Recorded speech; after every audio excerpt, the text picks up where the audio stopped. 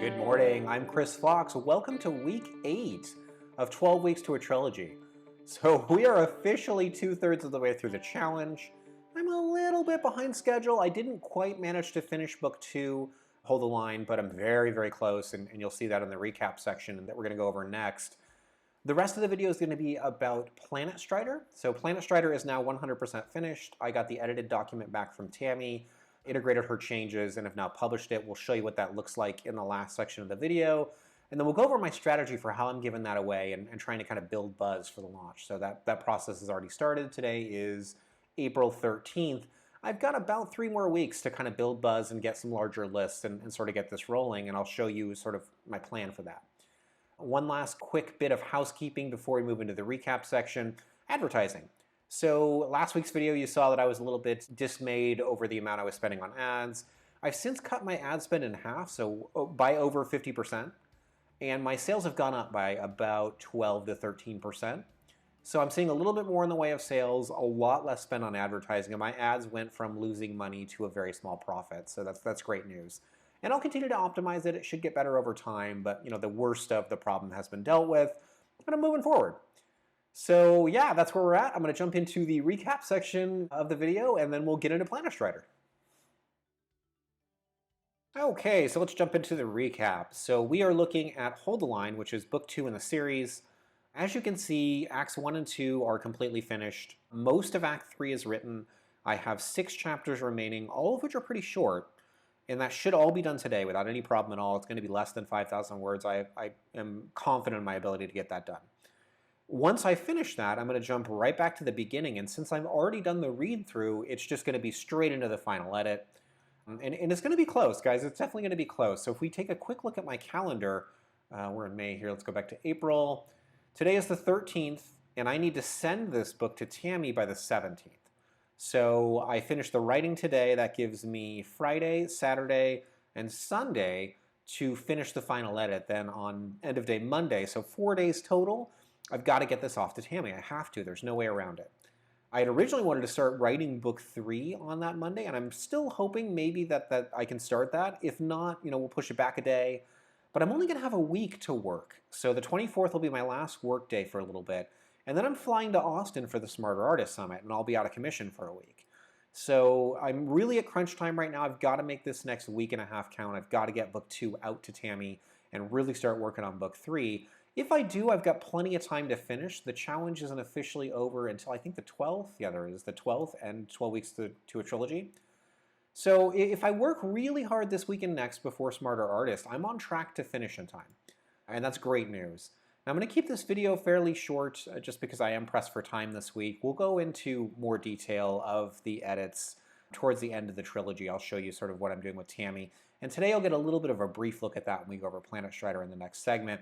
But I just wanted to show you where I was at, almost finished, loving how this book came together. It is much, much stronger. For the couple of you that ask questions about these question marks, wherever I have one of these, it's a chapter I think that I need to add. So these get put in here when I'm doing the read-through, and I realize there's a gap in the plot, so each one of these kind of represents a plot hole. And then as I'm going back through, I'll actually write what that chapter ends up being. And some of them are pretty complex. So if you look at mobilization here, I've got 2 definite chapters that need to be added, maybe 3. And I sort of outlined what was missing in the plot and kind of how I can milk that and add it in. And it's based on what's happening in the end. So in this particular case, I've got Takar and Fizgig are locked into a duel of commanders. That's sort of like, the World War II, 2 fleets positioning against each other, trying to outdo the other. And I sort of want to seed that early in the book, and I came up with some ways to do that. So that's kind of where I'm at, just about finished. I'm going to go ahead and jump into the last segment of the video, and you guys are going to get to see how Planetstrider came together. Okay, so we are looking at the Planetstrider edit document from Tammy. So this is what she emailed back to me. I love working with Tammy because we work in Scrivener. So all the notes, all the changes are directly in the document. I don't have to take the text out and put it into a Word document, send that to her, have her edit it, and then add it back into Scrivener like I did for my last couple of novels, or rather my first couple of novels. This is much, much easier, and I love the flow we've developed. And what Tammy does is a combination of a line edit and a content edit. So I'm primarily after a line edit. I want her to fix my prose. That's most of what she does for me. But she also, points things out. If there's continuity errors, plot holes, that sort of thing, I'll get a quick note about it. So she saved me from getting a lot of egg on my face, kind of going above and beyond what I would normally ask of a line editor to do. Tammy's great that way. Anyway, you can see her changes are in red here. What I'll do is I'll process these notes over on the right-hand side. And so I just go note by note, chapter by chapter until all of them are done. And then once all these notes are gone, then I'll go through, I'll start back in chapter 1 and I'll read the entire story with her changes in there, accept everything that I like, which is usually 85 to 95% of her changes, make any other changes that I'd like, and then the very last thing is I go into, is it format? Yeah, format, revision mode, and you can actually remove the revision. So all the stuff where her text is in red will suddenly disappear and it'll just be one streamlined document. So I did this on Monday after I'd finished my writing for the day, and it probably took me about 3 hours to go through the entire document, but it was totally worth it. I took my time. I really enjoyed rereading the story, and when all was said and done, let's show you what I ended up with. So what we're looking at here, this is BookFunnel, and this is where I host the book. I highly recommend BookFunnel if you're not currently using it. You put in all your information sort of like you do on Amazon, and you upload a cover, an EPUB, a MOBI, and or a PDF version of the file.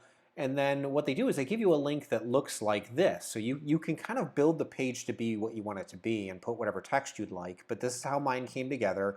This is the exact link that anyone who's interested in the book is going to see. So they'll get an easy way for them to download it. It doesn't matter what device they're downloading it on. It's going to give them a great way of doing so. You click on Get My Book, and they give you everything under the sun for choices. So my technical problems went way, way down once I started using BookFunnel, and they're not terribly expensive. So I always use that for distributing books, and I'm loving the process so far. Now that I've got that done, now it's a matter of getting into other people's hands. And one of the ways that I'm doing that, obviously, is Facebook ads, which is just a, hey guys, check out this cool book. You can download it for free. And they do when I get signups. I also have InstaFreebie, which I will be setting up today. So I have not used them yet, but I've heard wonderful things from tons of writers about this service. You just host a free book, and then they kind of pimp it out to their audience. And then there are often giveaways in different genres, and I may try to join one of those giveaways for the book as well, just to net some more signups. You're going to see, if you go to my website, right now I give away Exiled. After today, this image is going to change, and it's going to go to Planetstrider, and you're going to get a lead page where you can download that instead. I may also give away Exiled. I may give away both books, or even all 3 of the reader magnets I have in my various series, but that change is going to be made as well. I will inform social media sites. I will probably go to a lot of smaller communities that I think enjoy science fiction and just post a link and say, hey guys, I got a free story for you. People do tend to enjoy that. And I'm just going to net as many signups as I can. And so we'll check in maybe in another week, possibly 2, with Planetstrider just to see how many signups I've gotten on the new list that I've created and how that whole process is going for me. I'll talk about what works and what doesn't. But the important thing is the book is written. The cover looks great. I've got a pretty decent blurb. It still needs some work, and you'll see this tweaked, especially that last paragraph. There's some parts I'm not happy with, but it's enough to get people to click on the book. And I've only got a few weeks left before my launch, so I need to make sure that this is kind of carrying its weight between now and then. In a perfect world, I would net between 2,000 and 3,000 new engaged email signups to supplement what I already have. That would take me up over 10,000, and that would make for a much stronger launch. So that's kind of where I'm at, guys. If you want to read the new version of Planetstrider and you're already on one of my mailing lists, you're going to get a link to it immediately. If you are not on one of the mailing lists, you can sign up below in the description for the video, and I'm happy to send this to you. I think it'll be of particular interest to anybody who read the Planetstrider rough draft that I sent out, because if you look at that version and you compare it to this version, you can see all of the changes that have gone into it. So there's so much more rich world building in the final version, and the character names are different, and yet it's only 2,000 words longer. So it's not much bigger, but it's much, much better written, and you'll get a chance to see kind of the difference between the two. Anyway, I hope you guys find this useful. I am going to get back to the writing. I've got a lot of work to do, as you can see. Wish me luck, and I will check in with you guys next week.